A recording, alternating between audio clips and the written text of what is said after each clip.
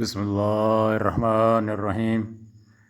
سلیم رضی اللہ تعالیٰ عنہ نبی کریم صلی اللہ علیہ وآلہ وسلم کے لیے چمڑے کا فرش بچھا دیتی تھیں اور حضرت صلی اللہ علیہ وآلہ وسلم ان کے جہاں اسی پر قیلولہ کر لیتے تھے۔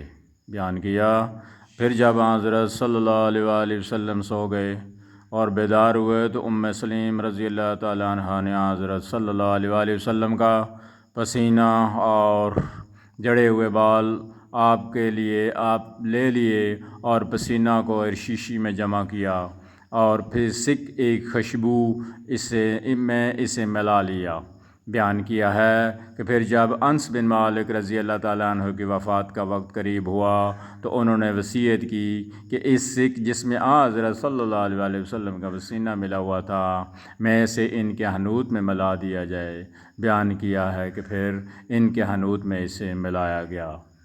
صحیح بخاری حدیث نمبر 6281۔ حضرت علی رضی اللہ تعالیٰ عنہ کو کوئی نام ابو تراب سے زیادہ محبوب نہیں تھا۔ جب ان کو اس نام سے بلایا جاتا تو وہ خوش ہوتے تھے۔ ایک مرتبہ رسول اللہ صلی اللہ علیہ وآلہ وسلم حضرت فاطمہ علیہ السلام کے گھر تشریف لائے تو حضرت علی رضی اللہ تعالیٰ عنہ کو گھر میں نہیں پایا تو فرمایا کہ بیٹی، تمہارے چچا کے لڑکے اور شوہر کہاں گئے ہیں؟ انہوں نے کہا میرے اور ان کے درمیان کچھ تلخ کلامی ہو گئی تھی، وہ مجھ پر غصہ ہو کر باہر چلے گئے اور میرے یہاں گھر میں قیلولہ نہیں کیا۔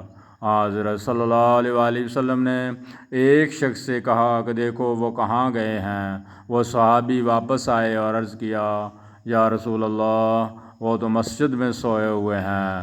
حضرت صلی اللہ علیہ وآلہ وسلم مسجد میں تشریف لائے تو حضرت علی رضی اللہ تعالیٰ عنہ لیٹے ہوئے تھے اور چادر آپ کے پہلو سے گر گئی تھی اور گرد آلودہ ہو گئی تھی۔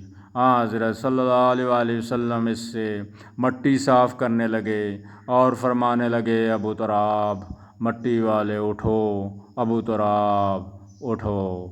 صحیح بخاری حدیث نمبر 6280۔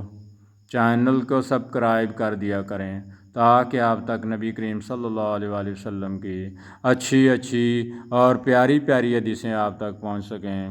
اللہم صلی علی محمد وعلی آلہ محمد۔